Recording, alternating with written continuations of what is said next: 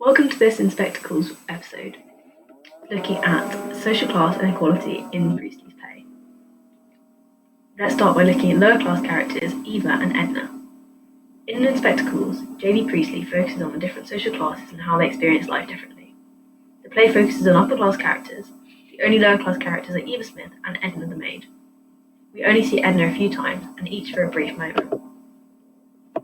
Eva Smith, we never actually meet her. We only hear about her and learn about her through In Spectacles. We hear all about Eva's life and how she has suffered because of the members of the upper class and middle classes. These people did not care about the consequence of their actions they have had for lower class people. All of the characters treat Eva Smith as someone disposable that they can get rid of and unimportant purely because she's lower class. They don't think that she's worthy of their time or thought. So those lower class characters are once again Edna the maid and Eva Smith. You never actually get to meet Eva. Now let's have a look at some upper class characters, specifically Gerald and Mrs. Burling. In Spectacles, J.B. Priestley shows that many upper class people live superficially happy lives, which superficially just means that they appear to be true. He tries to show that they did not know about the hard lives led by the lower classes, or how much upper class lives depended on lower class workers. The play centers on upper class characters like Gerald and Mrs. Burling. Gerald highlights the selfish attitudes of the upper classes at the time. He pursues a sexual relationship with Eva and treats her as his mistress. He gets rid of her when he has had enough. After Sheila finds out, Gerald still feels like they should get married, and this shows his selfish nature. By the end of the play, the audience hopes that Gerald will change his attitude like Sheila and Eric did, but he shows the selfish egotism of the upper classes when he does not change. Selfish egotism is just self-absorbed attitude. Instead, he tries hard to do everything he can to prove that Inspector Gould was fake and that he and the Burlings were completely innocent. Mrs. Burling has a higher social status than her husband. She gently tells them off for his improper comments at the dinner table, improper meaning that they're not in line with social standards, and she sees these as unsuitable dinner conversation. She has a position in charity because it makes her look good. She doesn't like Eva from the start because she pretends her name is Mrs. Burling, and Mrs. Burling thinks this is incredibly offensive and refuses to help her, possibly incredibly offensive because of Eva's lower class position ruining her name. So, which of these are true about Gerald? Does he make Eva his mistress, or does he love Eva dearly? The correct answer is that he makes her his mistress. Does he still feel like Sheila should marry him despite having a mistress, or does he feel Sheila was justified for ending the marriage because he behaved badly? Unfortunately, he still feels that Sheila should marry him. Does he accept blame and responsibility at the end of the play, or does he try to prove that Inspector Gould was fake and that he and the Burnings were completely innocent? The correct answer is that he tried to prove that Inspector Gould was fake. And does he highlight the selfish attitudes of the upper class, or the caring attitudes of the upper class at the time? It's pretty obvious. He's not very caring.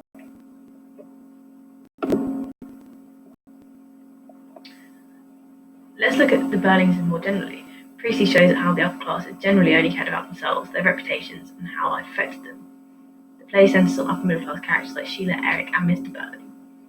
Eric spends his time gambling and drinking too much. Because of his social status, he does not have to work for a living, and he lives off his father's money. He is presented as an immature, irresponsible little boy for most of the play. Sheila. She appears to do little, but has superficial interests, like fashion and clothing. She spends her father's money to make herself look the part. Her role is to look good, so she makes her father and future husband look good. She is an ornament, meaning that she is an object of decoration. She is presented as a spoiled child at first, who uses her social status to get what she wants. Mr. Burling. He is pleased about his daughter marrying into the upper class because it strengthens his ties with Lord and Lady Croft. It also improves his social status.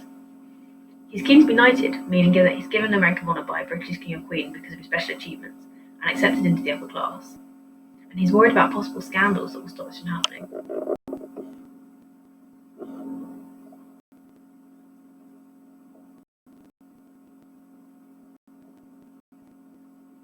So which of these characters is not an upper middle class character?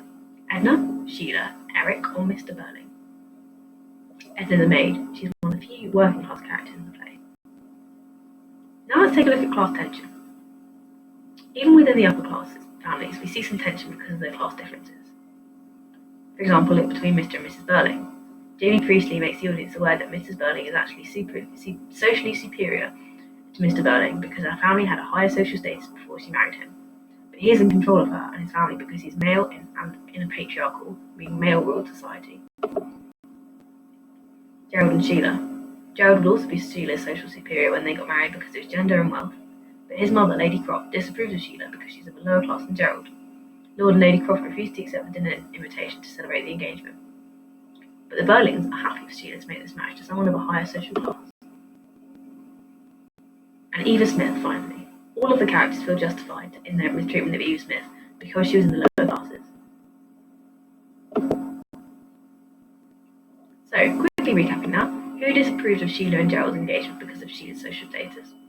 Is it Mrs. Burling, Eva Smith, Lady Croft, Mr. Burling, or Eric?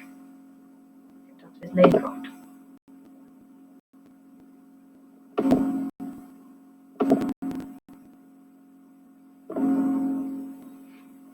So let's have a look at the characterisation of upper middle class characters.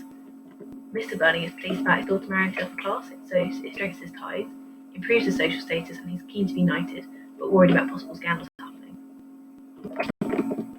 Sheila appears to do little, has superficial interests like fashion and clothing, spends her father's money to make herself look good, and she's an ornament. She's presented as a spoiled child at first who uses her social status to get what she wants. And finally, Eric, he spends his time playing and drinking too much because of his social status. He does not have to work for a living. He lives off his father's money, and he's presented as an immature, irresponsible boy for most of the play. Who do all of the characters feel they can mistreat because of their class status? The correct answer is Eva Smith.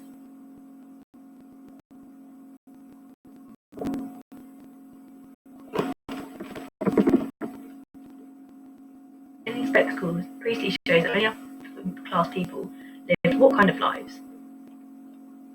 Superficially happy lives. He tries to show that they did not know about the hard lives led by the lower classes, or how much upper class lives depend on lower class workers. Which of these characters is not a lower class character? Is it Eric, Edna, or Eva Smith? Eric is the correct answer to that. Who is socially superior, Mr. or Mrs. Burling? Mrs. Burling is. Eva Smith or Eric? Eric is. And Gerald or Sheila? The correct answer is Sheila. No, the correct answer is Gerald, excuse me.